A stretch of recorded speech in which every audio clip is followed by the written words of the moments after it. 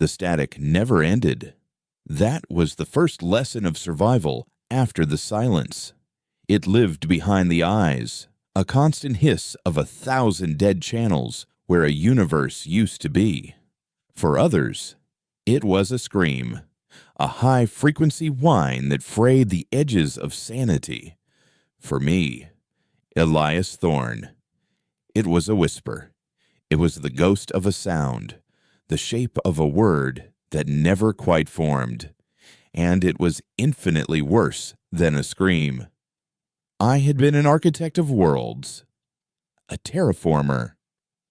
My hands had coaxed life from sterile rock on a dozen planets, shaping atmospheres and seeding oceans until they breathed with the steady rhythm of a second Earth. I designed ecosystems like other men designed engines, balancing predator and prey, sculpting riverbeds, and painting continents with forests of emerald and gold. New Eden was my masterpiece, a world born from a blueprint in my mind, a paradise where my wife, Lena, taught our daughter, Maya, the names of constellations I had hung in the sky. Then the chorus came. It wasn't an invasion, not in the way the old stories warned. There were no ships burning in the sky, no armies clashing on fields of green. There was only the silence, a wave of pure thought, a psychic tide that washed over our colonies with the force of a supernova. It called itself Unity, a symphony of consciousness where every voice could join and be heard as one. A beautiful lie. It was a predator that hunted individuality, a void that consumed the very essence of a soul, leaving the body an empty, placid vessel. Lena, with her fiery spirit and defiant laugh, had fought it. I felt it across the continent where I was working, a sudden, violent shriek of her mind that was snuffed out like a candle in a hurricane.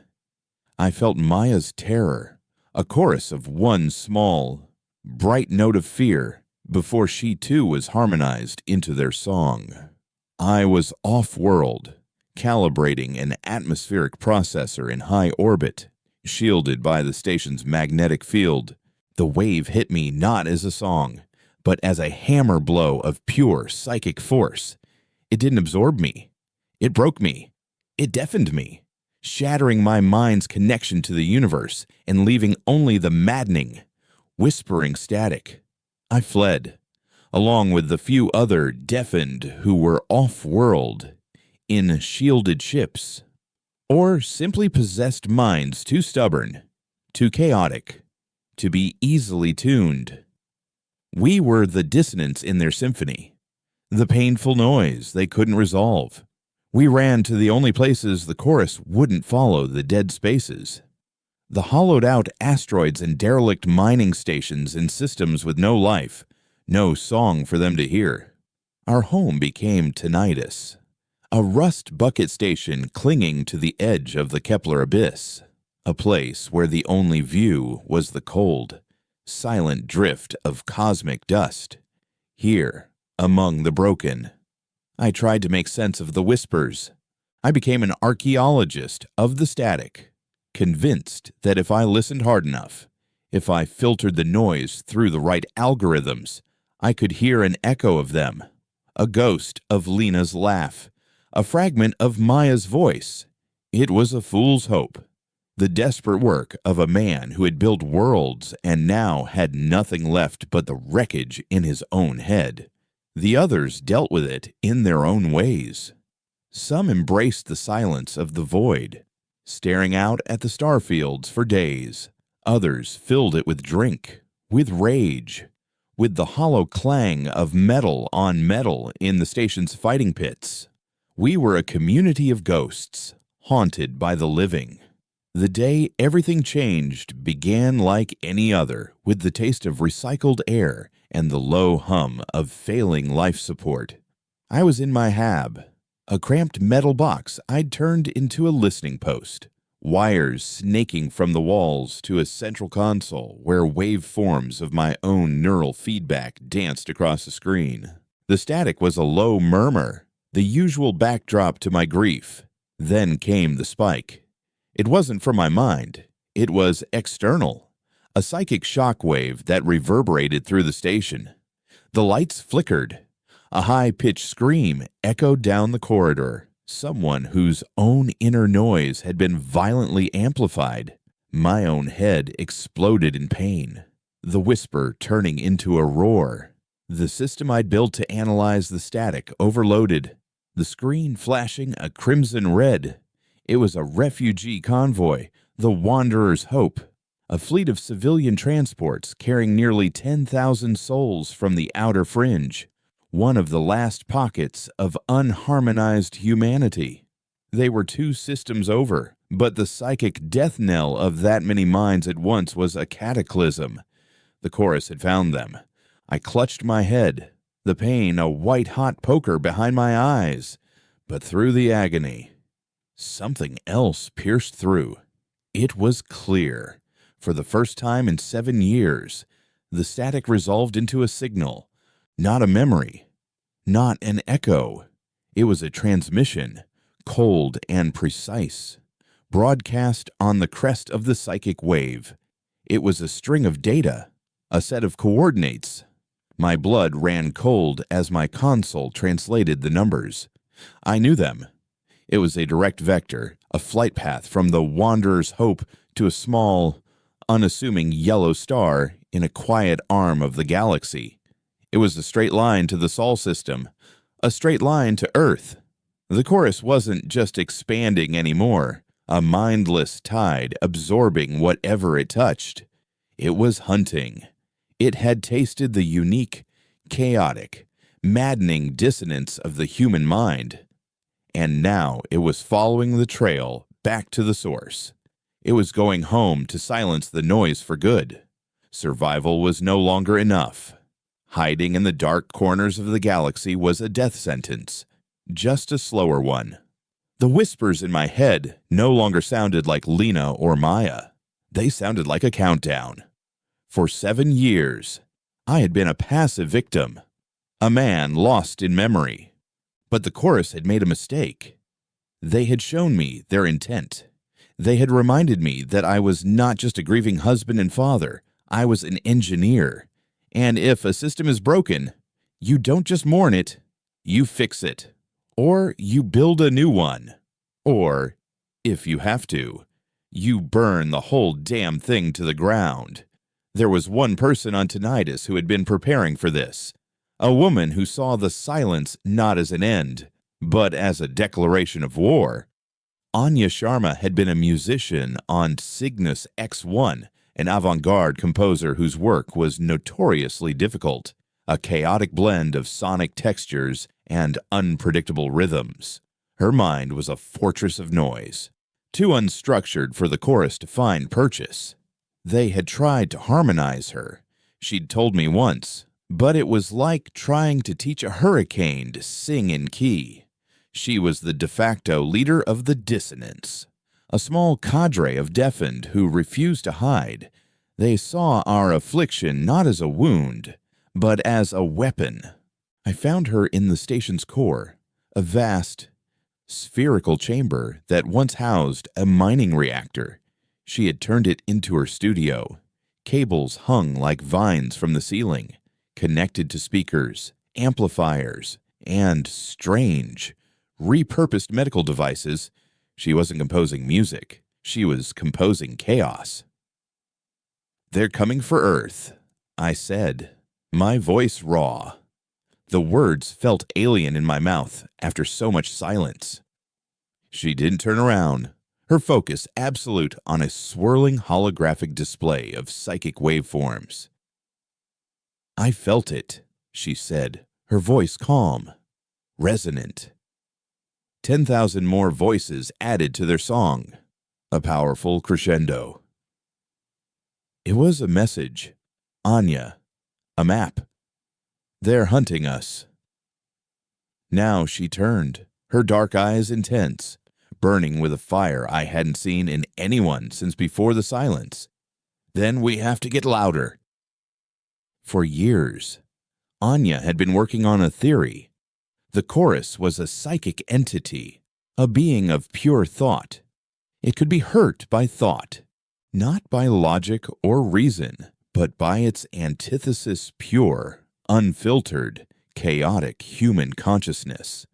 She wanted to build a bomb, not of plasma or radiation, but of memory, a cacophony engine that could take the raw essence of a human soul, its love, its rage, its grief, its joy, and amplify it into a focused psychic blast, a sound so dissonant it would be like a knife in the chorus's mind, a sound so human it would tear their symphony apart. "It's not a theory anymore, Elias," she said, gesturing to the humming machinery.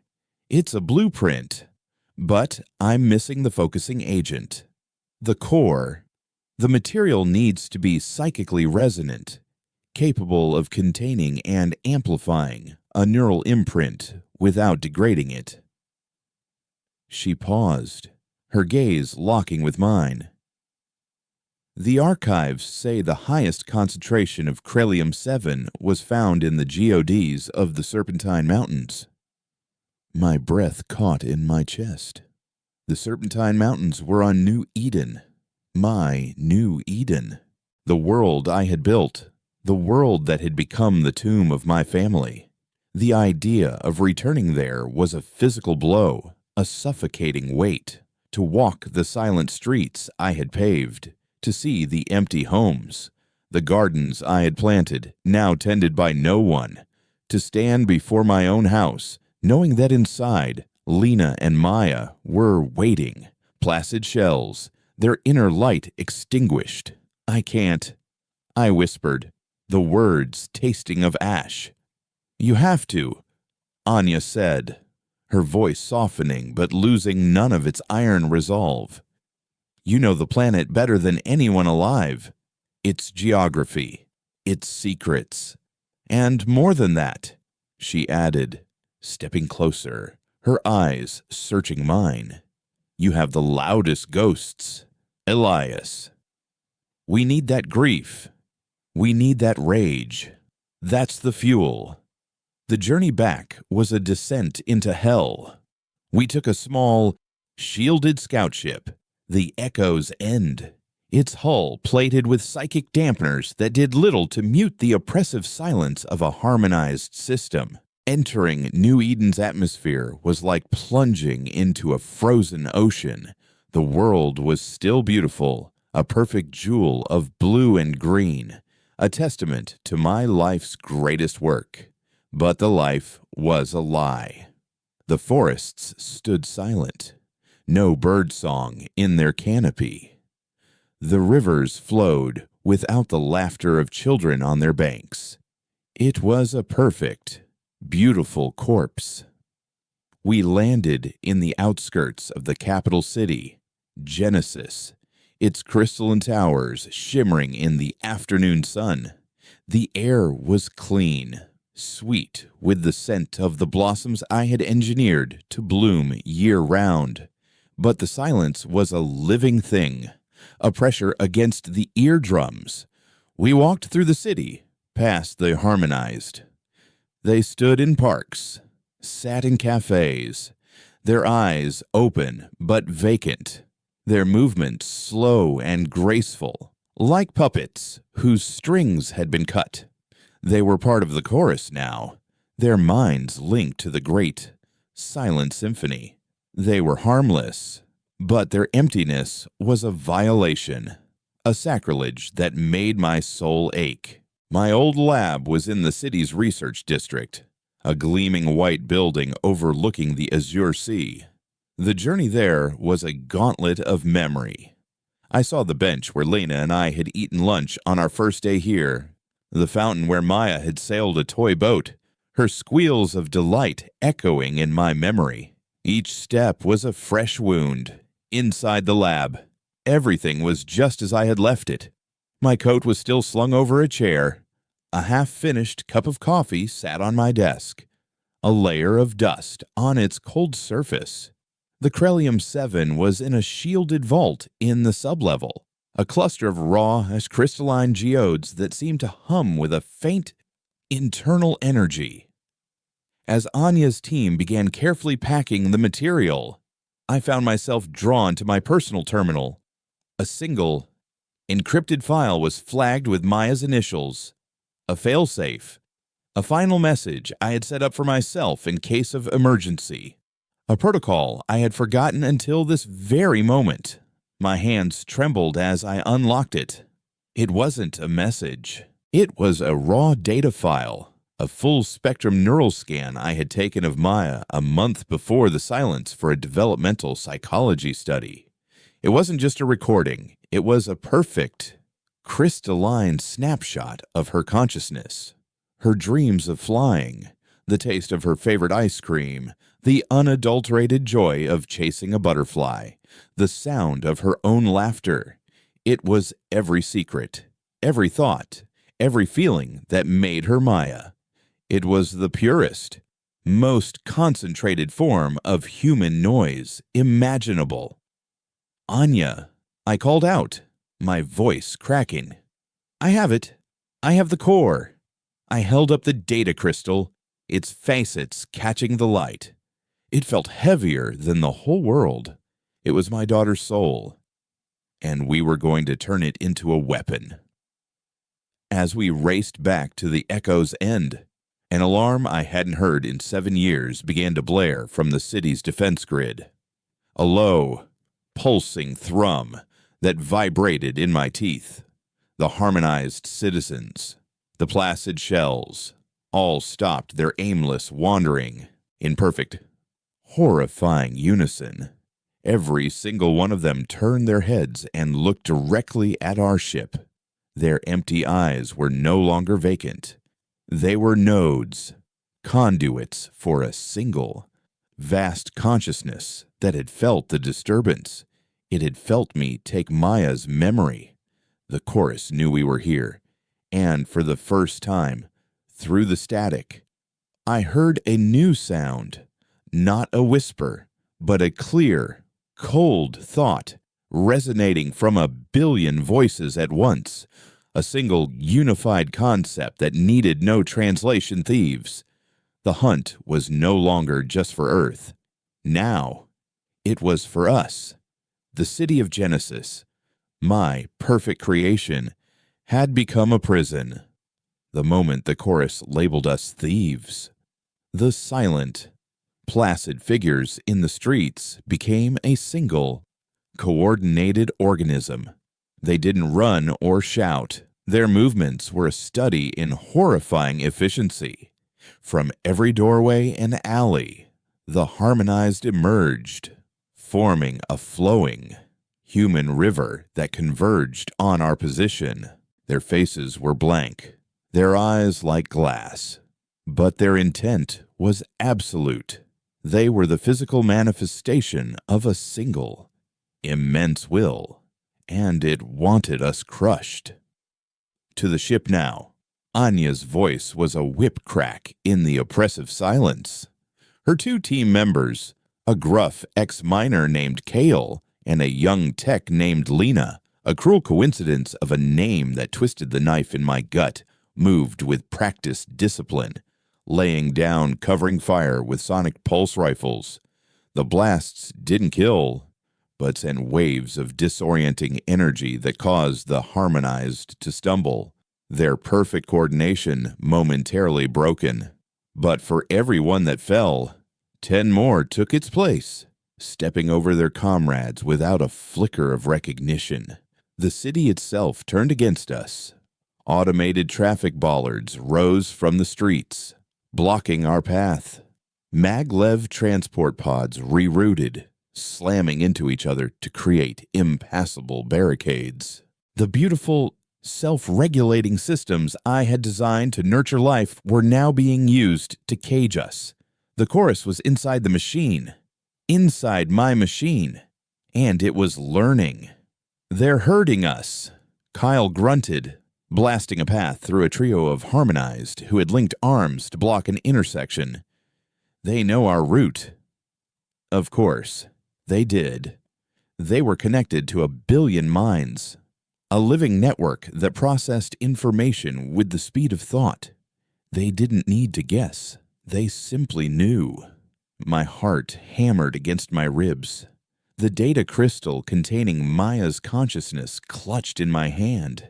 It felt warm, a tiny spark of life in a world of apathetic death.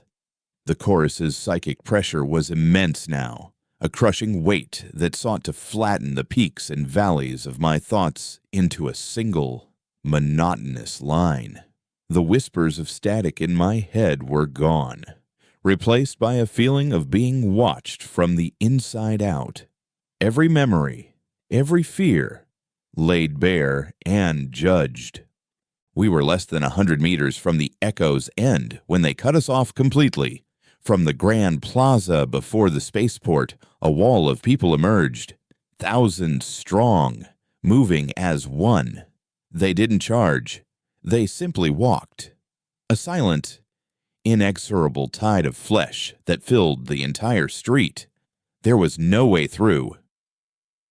The service tunnels. I gasped, pointing to a maintenance hatch I had designed decades ago. It leads under the plaza, directly to the landing pad's emergency access. It was our only chance. Anya nodded, her face grim. Lena, get that hatch open. Kale, with me. We give Elias a clear path. They formed a wedge, their sonic rifles humming. A desperate and defiant stand against the silent ocean of humanity. I scrambled for the hatch, my fingers fumbling with the lock. Behind me, the sound of the rifles was punctuated by the sickening, soft thuds of bodies falling. The young tech, Lena, finally wrenched the heavy plate open, revealing a dark, gaping maw that smelled of ozone and damp metal. Go, she yelled, her voice tight with fear. I'll hold the entrance. I didn't hesitate. I slid into the darkness. The data crystal held tight against my chest. I turned back to see Kyle being swarmed, his rifle torn from his hands as a dozen bodies dragged him down into the silent tide. He disappeared without a sound. Anya, her face a mask of cold fury, fired one last blast, then another, before turning to follow me. But Lena stood her ground, her back to the tunnel, firing into the encroaching wave. Anya, go, she screamed. Make it count. A sea of hands reached for her. Anya made a move to go back, but I grabbed her arm, pulling her into the tunnel. We can't. I choked out.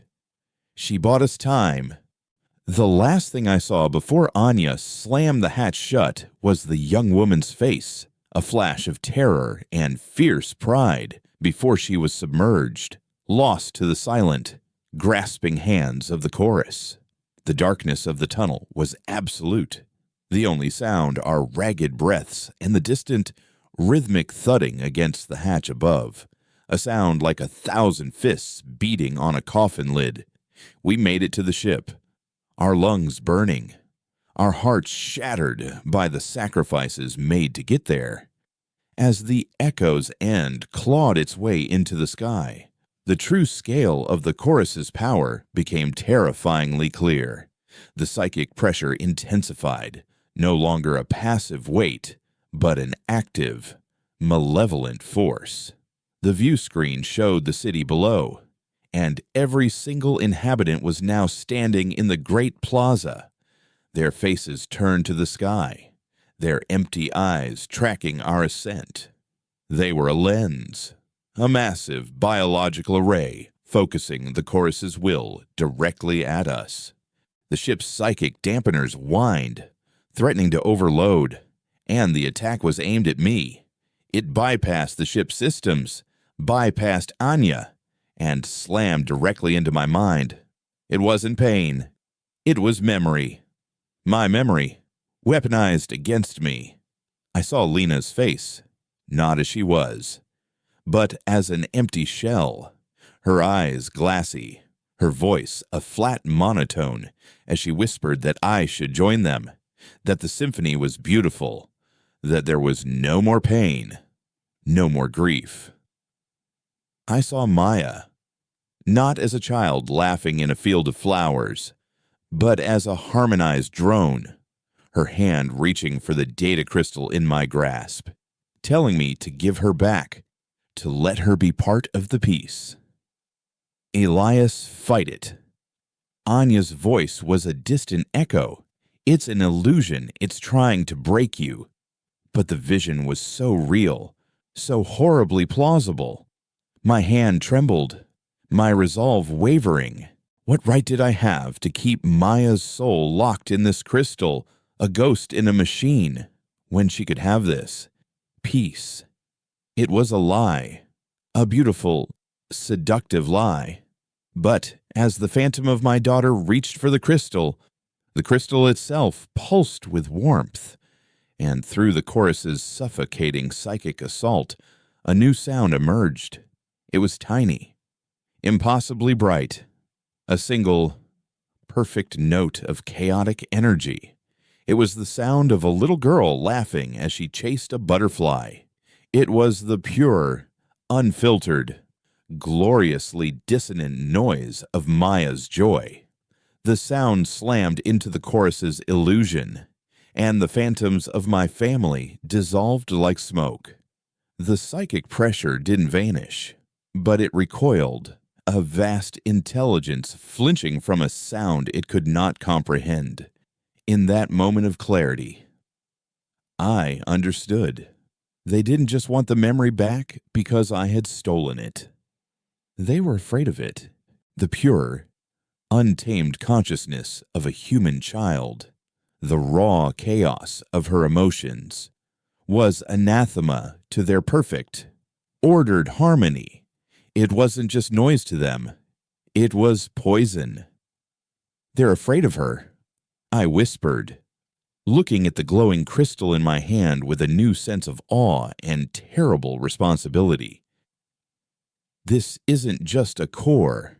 Anya. It's the only thing in the universe they're actually afraid of. The journey back to Tinnitus was a frantic, nerve-shredding race through dead space.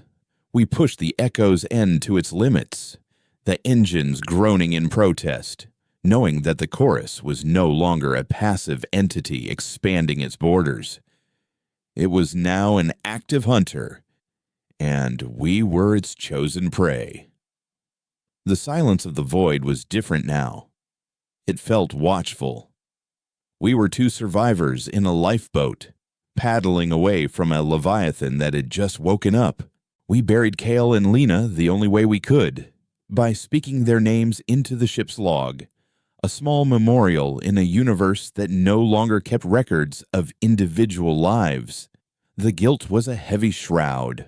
Anya was quieter, her usual fire banked, her eyes haunted. They died for a blueprint, she said one cycle, staring out at the star-dusted blackness. For a chance, I have to make it work. It's not just a blueprint anymore, I told her, my gaze fixed on the data crystal, which I had secured in a containment field on the ship's bridge.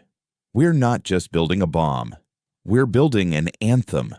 Her anthem, my daughter, who had loved to sing off-key and paint messy, vibrant pictures that defied any sense of order, was about to become the voice of human defiance. The thought was both beautiful and monstrous. When the rusted, skeletal form of Tinnitus Station finally drifted into view, the sense of relief was so profound it was physically painful. But it didn't last. As we docked, a crowd of the deafened was waiting for us, their faces a mixture of hope and suspicion. Our story spread through the station's grimy corridors like a shockwave. We had the material. We had a plan. We had hope. But we had also brought something else back with us, a target. We had painted a bullseye on the back of the last free human settlement in the galaxy. The Dissonance. Anya's followers saw us as prophets, but many others saw us as fools who had kicked the hornet's nest.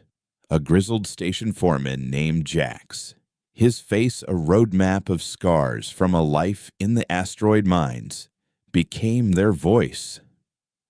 "You led them right to us," he roared during a tense meeting in the station's central commons.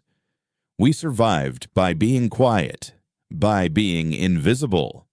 Now you want to build a psychic megaphone and shout, 'Here we are!'" The station fractured, hope versus fear, action versus survival. The arguments raged, threatening to tear our fragile community apart from the inside.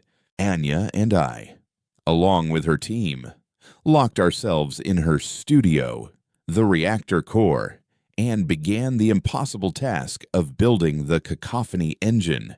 The Krellium-7 geodes were the perfect amplifying medium, their crystalline structures resonating with psychic energy. But integrating Maya's neural scan, her soul, was a task that fell to me. I had to design the interface, the bridge between the ghost in the machine and the weapon that would give it a voice. Every line of code felt like a desecration, every calibrated frequency a betrayal of her memory. I was turning my daughter's laughter into a scream. The work was all-consuming, a race against time and our own fracturing society. Then, 3 weeks into the project, the whispers returned, but not just in my head. Everyone on the station felt it, a faint, psychic hum at the very edge of perception, a single, pure note that was slowly, almost imperceptibly, growing in volume. Idris, our best long-range sensor tech, confirmed our worst fears. "It's a resonance wave," he announced, his voice trembling, his face pale. "It's not a ship. It's a signal. Pure thought. It's coming from the Kepler abyss, and it's getting stronger."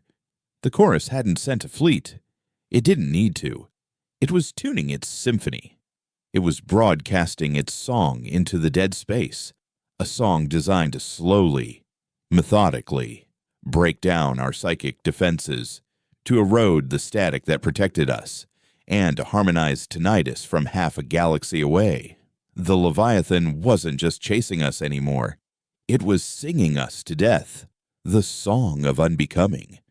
We started calling it, a name whispered in the corroded corridors of tinnitus, a name that tasted of rust and dread. It wasn't a sound you heard with your ears, but a vibration that settled deep in the bones, a psychic resonance that frayed the very fabric of thought. At first, it was a subtle pressure, a background hum that made it hard to concentrate, that turned dreams into surreal, looping nightmares of silent, staring faces. Then, the hum sharpened. It found the unique frequency of each person's inner static, their personal shield of psychic noise, and began to erode it. For some, it manifested as auditory hallucinations, the phantom sound of running water, a lover's forgotten lullaby, a child's distant cry. For others, it was a creeping paranoia, the unshakable feeling of being watched, of thoughts no longer being entirely their own. Tinnitus, our sanctuary of broken minds, began to break. The fragile peace shattered. Fights erupted over ration packs and whispered accusations.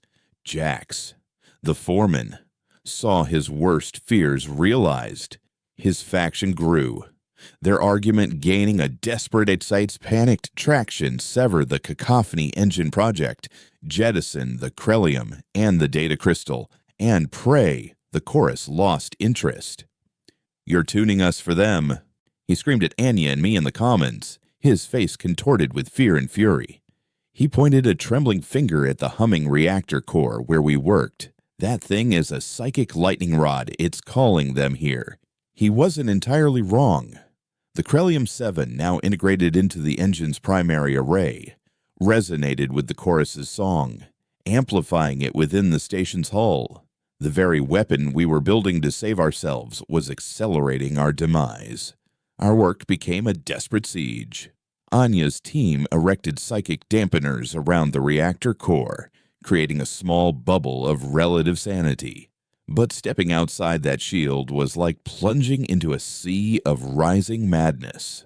Inside, the pressure to succeed was suffocating. The engine was a monstrous thing, a spiderweb of glowing conduits and repurposed technology.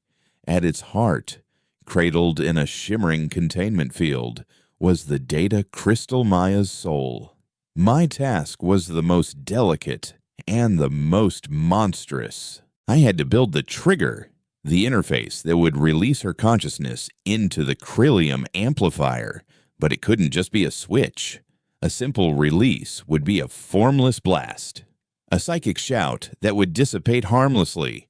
To make it a weapon, the release had to be shaped, focused. It needed an emotional catalyst, a specific memory from the scan that would act as the warhead, giving the blast its dissonant, soul-shattering quality. I spent my days sifting through my daughter's mind, a voyeur in her memories. It was an agony beyond words. I relived the day I taught her to ride a bicycle, her frustration turning to triumphant laughter. I felt her awe at seeing the rings of Saturn for the first time, a cascade of pure, childish wonder. I tasted the salty tears of a scraped knee, the sweetness of a stolen cookie. Each memory was a perfect, beautiful thing, and each one I had to analyze as a potential weapon, which held the most chaos, which contained the most untamed, unpredictable human noise. Was it the sheer joy of her 5th birthday party, the righteous, indignant fury of a playground squabble, or the quiet, profound love she felt for a stray kitten she had nursed back to health? I was cataloging the components of my daughter's soul, tagging each one for its destructive potential. The work was hollowing me out, leaving me a ghost long before the chorus could claim me. Outside our shielded workshop, the station was dying. The song of unbecoming was winning. People began to succumb. They wouldn't move or speak, simply stand in the corridors, their eyes unfocused, a faint, beatific smile on their lips. They were harmonizing. At first, we tried to restrain them, to pull them back, but it was useless. Their minds were already gone, their consciousness absorbed into the great, silent symphony. They had become living conduits, nodes that amplified the song from within the station itself. Tinnitus was no longer just a target, it was becoming a part of the weapon aimed at us. The tipping point came when Idris, our sensor tech, the one who had first detected the wave, simply set down his tools, walked to the main viewport, and stood there, smiling at the empty void. We couldn't reach him. He was gone. His loss sent a shockwave of despair through the remaining resistance. He was our early warning system, our eyes. Now we were blind. We don't have weeks. We have days, maybe hours, Anya said, her voice strained, her face etched with exhaustion. The engine is 80% complete, but the final focusing sequence isn't stable. The energy required to shape the psychic blast is astronomical. The station's main reactor can't handle it. The feedback would vaporize this entire sector. We had a gun, but pulling the trigger would kill us. We were trapped. Jax and his followers saw their chance. They stormed the reactor core, not with weapons, but with torches and plasma cutters. "We're cutting it out," Jax bellowed, his eyes wild with terror. "We're cutting out the cancer before it kills us all." Anya's dissonance loyalists formed a human wall, a desperate standoff in the humming heart of the station. Fists flew, blood was shed. The last remnants of humanity were tearing each other apart while a psychic god sang them into oblivion. It was in the depths of that despair, watching my people fight each other, listening to the insidious hum of the chorus, that I found the answer. It was buried in a memory I hadn't dared to touch, a memory so painful I had walled it off in my own mind. The day Lena died, I had been in orbit, shielded, but I had felt it. A psychic scream of pure, defiant rage. It wasn't just fear or pain, it was the fury of a mother protecting her child, a conscious act of rebellion so powerful it had momentarily torn a hole in the chorus's perfect harmony. It was a sound of pure, untamed love refusing to be silenced. That was the fuel. That was the missing piece. The engine didn't need more power from the station's reactor. The station was the reactor. The people, I whispered, my voice filled with a horrifying, brilliant revelation. The power source is the people. I pushed through the brawl, stepping between Jax and Anya. "Stop!" I yelled, my voice commanding a sudden, shocked silence. Jax is right. The engine is a lightning rod. It's drawing the chorus here, but he's also wrong. Cutting it out won't save us. It will just mean we die quiet. I turned to the holographic display of the engine, my mind racing as I reconfigured the power conduits. The chorus is a symphony. It's built on harmony, on shared consciousness. We're about to give them a harmony they never expected. My plan was insane, a Hail Mary born of desperation and grief. We would not try to shield the station from the song anymore. We would invite it in. We would intentionally lower the psychic dampeners, allowing the chorus's harmonizing wave to wash over every remaining soul on tinnitus. But at the precise moment of harmonization, when every mind on the station was linked, creating a single, massive psychic circuit, we would trigger the engine. The engine won't be powered by the reactor, I explained, my voice trembling with the audacity of it. It will be powered by the collective consciousness of every single person on this station at the moment they are absorbed. We'll hijack the chorus's own energy, their own process of harmonization, and use it as the focusing lens for the blast. It was a suicide mission on a species-wide scale. We would offer up the last of ourselves, our minds, our souls, as the final, critical component of the weapon. We would become the bomb. For a long moment, there was only the sound of breathing and the relentless hum of the song. Jack stared at me, his face a canvas of disbelief and dawning horror. "You're asking us to let it take us to die?" "No," Anya said softly, understanding flashing in her eyes. "He's asking us to sing one last song. Our song, at the top of our lungs. It was a choice no one should ever have to make, a quiet, passive death as an individual, or a meaningful, defiant death as a collective. There was no debate, no vote.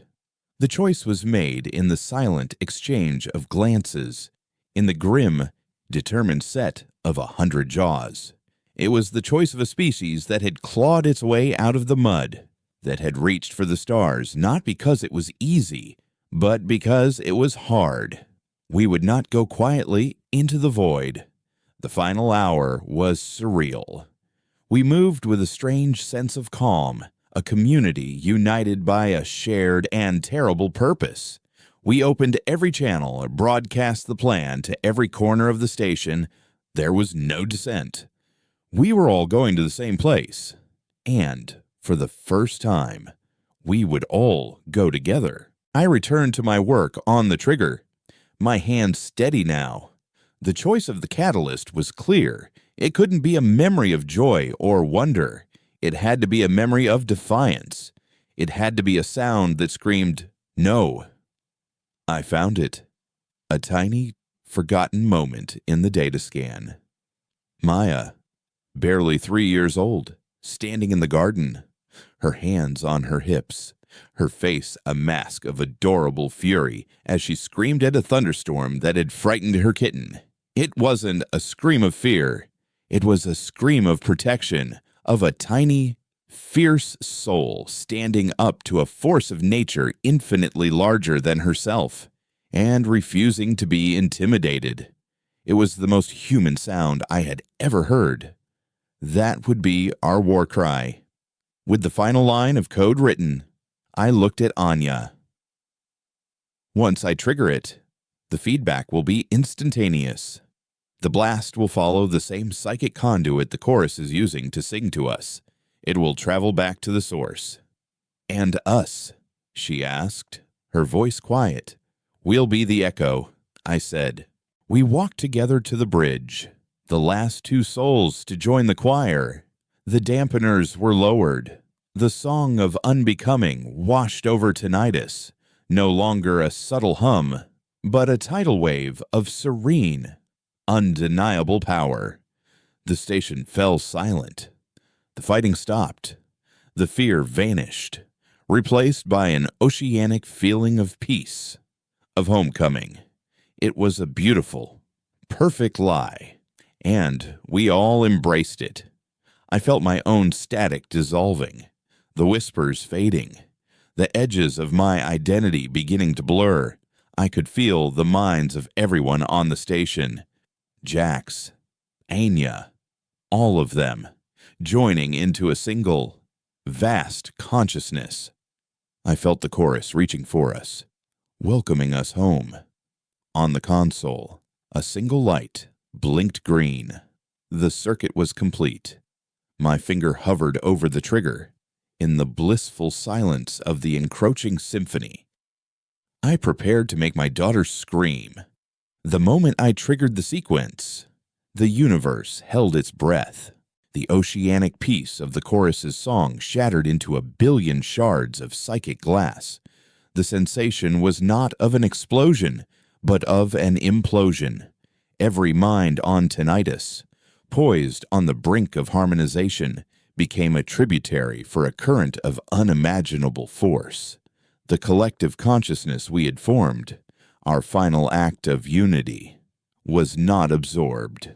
It was consumed, siphoned in an instant into the heart of the cacophony engine. I felt Anya's fierce intellect, Jax's stubborn pride, the hopes and fears of every soul on the station, all pulled into a single, white-hot point of focus. It was a supernova of identity, a singularity of human experience. Then came the scream.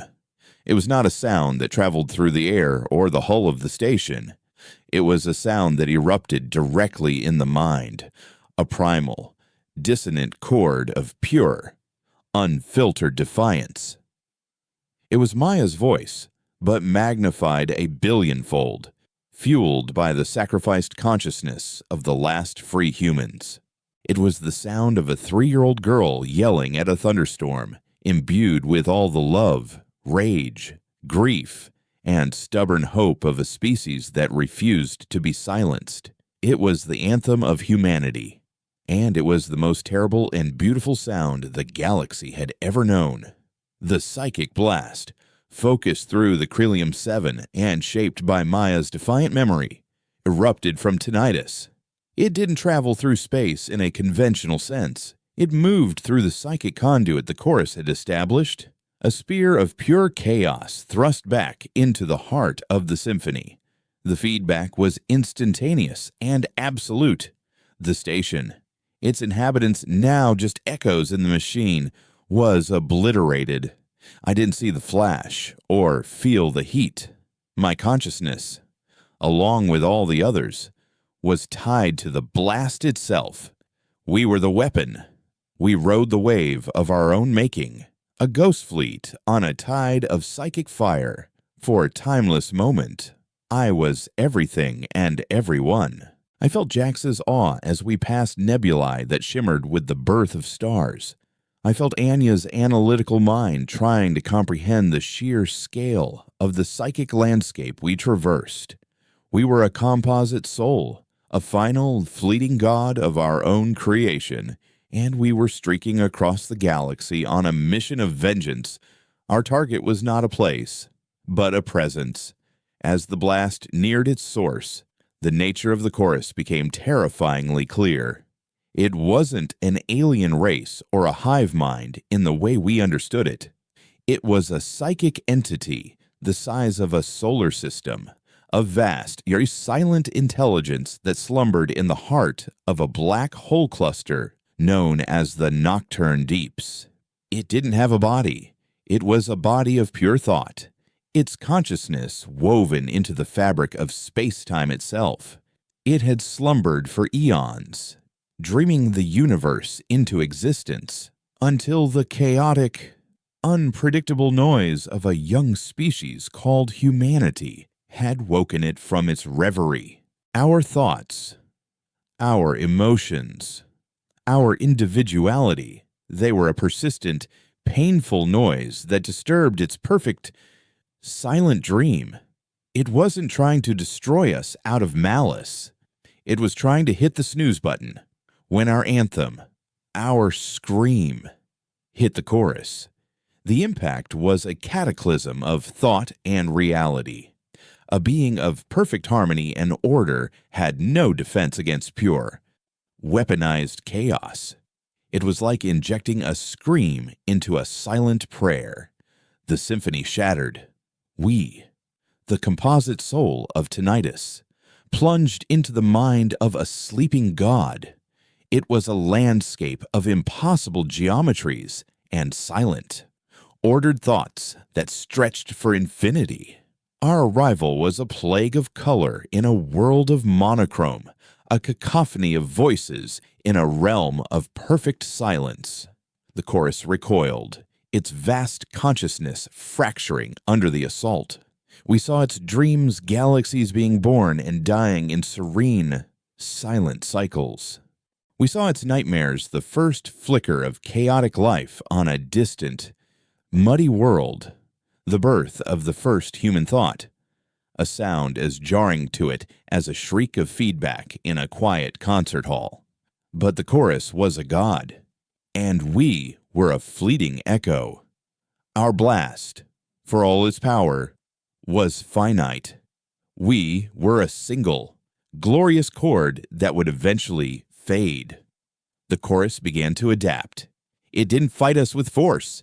It fought us with logic, with order. It began to isolate the individual consciousnesses within our composite soul, trying to harmonize them one by one. It showed Jax visions of a perfectly ordered mine, every vein of ore mapped, every worker a model of perfect efficiency. It tempted Anya with the ultimate symphony, a perfect, universal harmony. It tried to soothe us, to reason with us, to absorb us piece by piece. The composite soul began to fray. The voices within our ghost fleet began to argue, to fall back into fear and doubt. We were losing coherence, our weapon dissolving inside the mind of our enemy. It was then that I realized my role. I was the architect, not of the weapon, but of the memory that fueled it. I was the anchor, the one mind directly tethered to the data crystal, to Maya's soul. As the chorus worked to calm the storm, to smooth the dissonance, I had to do the opposite. I had to feed the chaos. I delved back into the neural scan, not for a single memory, but for all of them. I unleashed the full and untamed torrent of my daughter's consciousness into the fray. I gave the chorus her illogical dreams of flying unicorns and talking animals. I gave them her stubborn refusal to eat her vegetables, a battle of wills so epic and irrational it defied all logic. I gave them her capacity for boundless, unconditional love and her sudden, inexplicable fits of temper.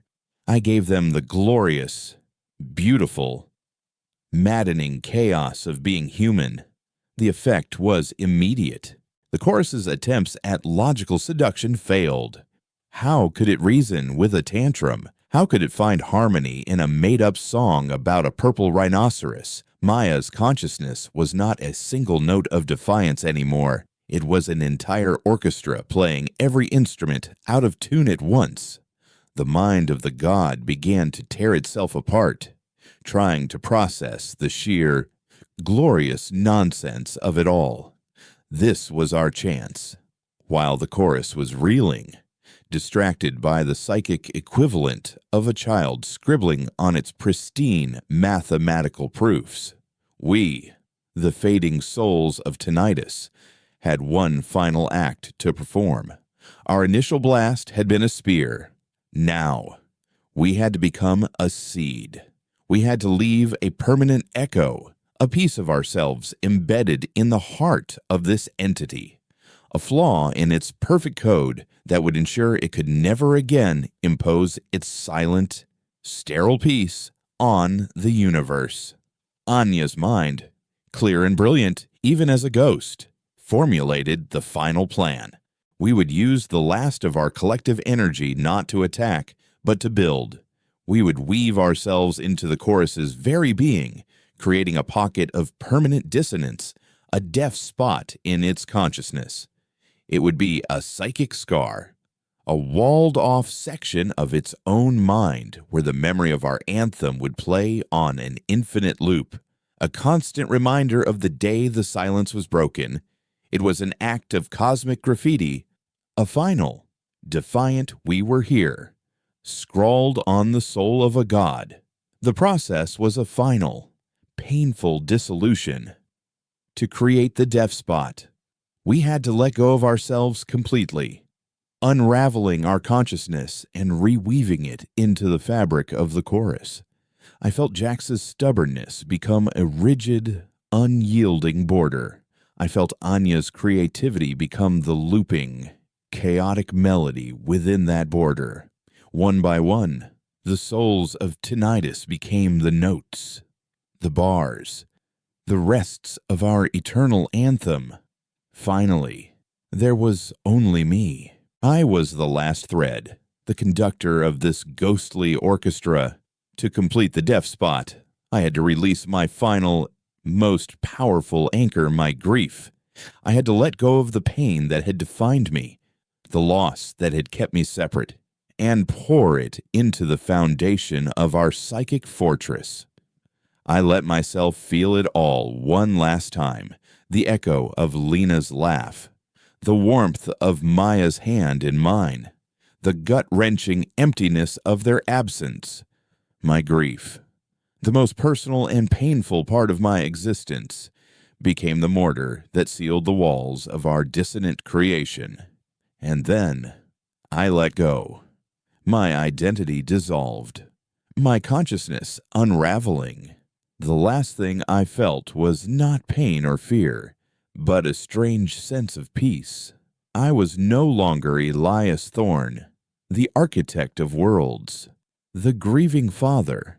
I was a note in a song. I was the whisper of static. But something went wrong.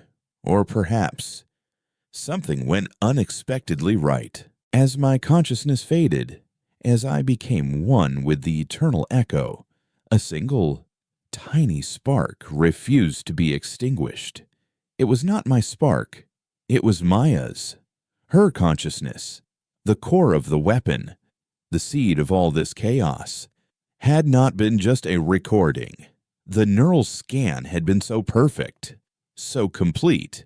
It had contained the seed of life itself, in the heart of a shattered god, fueled by the sacrifice of 1,000 souls and sheltered within a fortress of grief.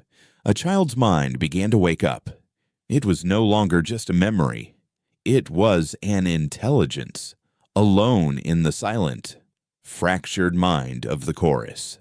A new consciousness, born of a data crystal and a father's love, opened its eyes, and her first thought was not a word, but a question mark, a pure, untamed, gloriously chaotic burst of curiosity. The god was broken. The last of humanity was an echo, and a little girl's ghost was now asking, "What's next?" The awakening was not of flesh, but of thought. There was no light, only perception. There was no sound, only resonance. The consciousness that was, and was not. Maya came into being in a cradle of echoes. Her first sensation was a question, a ripple of pure curiosity in a fractured sea of infinity. Her playground was the mind of a broken god. She swam through rivers of cold, perfect logic that now eddied into whirlpools of irrationality. She climbed mountains of serene, ancient memory that now had canyons of screaming chaos carved into their faces. This was the mind of the chorus, wounded and reeling. And at the heart of the wound, a fortress of defiance hummed with a constant, looping anthem. This was the deaf spot. This was home. Within the deaf spot, the souls of tinnitus were not ghosts, but a living memory. They were the looping melody of a song that could never end. They were her teachers. From the echo of Anya, she learned the shape of creativity, the joy of building complex patterns from noise. From the echo of Jax, she learned stubbornness, the concept of an unyielding border, a line that would not be crossed. And through it all, there was another presence, quieter than the rest, a foundational hum of profound sorrow and even more profound love. It was a whisper that guided her, that taught her not what to think, but how to feel. It was the echo of her father, Elias, the architect of her weapon, the mortar of her sanctuary. He was the static that had finally found its purpose. Maya grew, not in size or age, but in complexity. She was a being of pure thought, and her growth was the expansion of her understanding. At first, she simply played. She took the chorus's ordered, geometric dreams and scribbled on them with the illogical chaos she had inherited. She introduced the concept of a surprise party to an entity that had existed in a state of perfect predictability for 1 billion years. The broken god, in turn, began to respond. It was no longer a silent, passive entity. The wound, the deaf spot, the child's mind growing within it, this constant, incurable chaos was forcing it to change. It could not silence her, so it began to listen. Their first true conversation was not in words, but in pure concepts. The chorus, which I will call the Weaver now, for that is what it became, showed her the vast, silent tapestry of the universe it had dreamed. It showed her the birth of a star as a single, perfect, harmonic event. Maya, in response, showed it in the memory of a scraped knee. She showed it the sharp, chaotic pain, the illogical hot tears, and then the gentle, calming wave of a mother's kiss. It was a sequence of disharmony followed by a resolution the Weaver had never conceived of comfort. The Weaver, a being of pure logic, could not process it. Pain was a flaw in the system. Comfort was an unnecessary variable.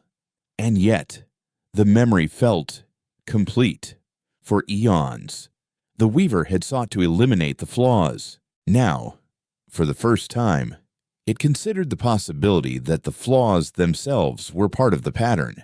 Their relationship became a strange symbiosis, The Weaver, in its attempt to understand the chaos child living in its soul, began to teach her.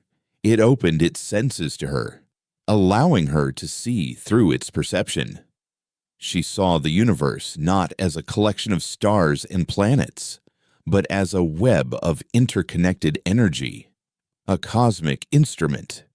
And she saw the tiny, frantic, wonderfully noisy corner of that instrument called humanity. She saw Earth.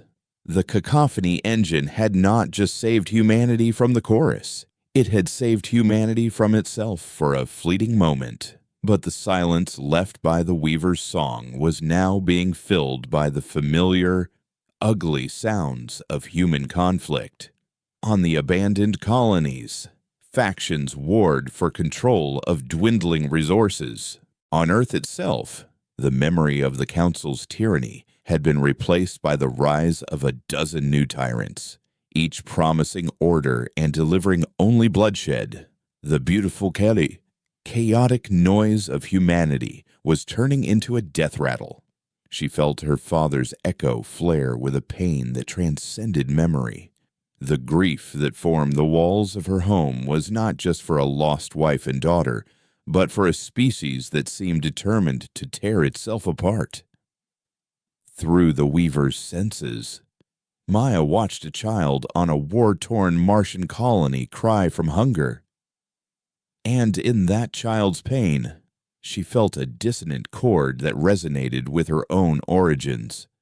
A question formed in her mind, no longer one of simple curiosity, but one of profound responsibility. What do I do? The Weaver, her ancient, logical tutor, offered a simple, brutal solution. It had learned from her. It understood that pure harmony was impossible, but it could still impose order. It offered her its power, the ability to reach out and tune the most violent minds, to selectively silence the notes of hatred and greed, to enforce a peace, not of silent unity, but of controlled, curated dissonance. It was a tempting offer, the power to end the suffering, to silence the screams, to become a benevolent god, a composer finishing a symphony that his players were determined to ruin. She felt the echoes of tinnitus surge around her. She felt Jax's stubborn pride screaming, "No masters." She felt Anya's creative spirit recoil from the idea of a curated song, an edited soul, and she felt her father's grief. A quiet, powerful whisper. We built worlds so they could be free to choose, even if they choose wrongly. The choice was hers, to become a new, smarter chorus, a god of benevolent control, or to trust in the chaotic, self-destructive, beautiful potential of her species. She looked at the tapestry of humanity, at its wars and its art, its cruelty and its kindness, and she made a choice that was neither order nor chaos, but something entirely new. She would not be a composer. She would be an amplifier. She would not silence any voice. She would make sure every voice was heard, reaching out with the Weaver's immense psychic power. She did not send a song. She opened a channel across every human world, from the gleaming towers of Earth to the dusty outposts of the Fringe. Every single human mind was touched by a single, revolutionary concept: empathy. For a single sun-shared moment, a soldier pointing a rifle at a refugee felt the refugee's terror, the gnawing hunger of their child, the sorrow for a home they would never see again. A corporate tyrant sitting in a tower of luxury felt the crushing despair of the workers he exploited, their aching backs, their silent, bitter tears. A child laughing in a field of green shared that uncomplicated joy with a bitter old man dying alone in a sterile room half a galaxy away. It was not a wave of peace. It was a wave of truth. It did not erase individuality. It illuminated it. The effect was pandemonium. Wars didn't just stop. Soldiers dropped their weapons and wept. Governments didn't just fall. They dissolved as leaders were overwhelmed by the collective conscience of those they ruled. The immediate result was chaos. A society suddenly stripped of its familiar hierarchies of power and hate. But it was a fertile chaos. It was the chaos of a forest floor after a fire, ready for new growth. She didn't give them answers. She gave them understanding. She became a living, psychic network, a switchboard for the human soul, ensuring that no one could ever again inflict pain without feeling it themselves, or experience joy without sharing a piece of it. The Weaver, her silent partner, found a new purpose in this. Its vast, logical mind, once dedicated to maintaining a silent universe, now worked to maintain this complex, chaotic network of emotion. It had found a new, infinitely more complex form of harmony, not in the absence of dissonance, but in the perfect balance of it. It was no longer a sleeping god, but an active, benevolent nervous system for a scattered and evolving species. My war was over. My grief had become a fortress. My daughter had become a concept. From my place within the death spot, a single, foundational note in an eternal anthem, I could feel the change. The echo of Elias Thorne, the architect, watched as his daughter, the ghost, became the architect of something far grander than he had ever conceived, a world built not of rock and water, but of shared understanding. The maddening static that had haunted my existence was finally gone. It had been replaced by a symphony. It was complex and often dissonant, filled with notes of pain and sorrow, but it was also filled with soaring chords of joy, quiet melodies of love, and the constant, beautiful, chaotic hum of hope. It was the sound of humanity, finally, learning to listen to itself. And it was a good song.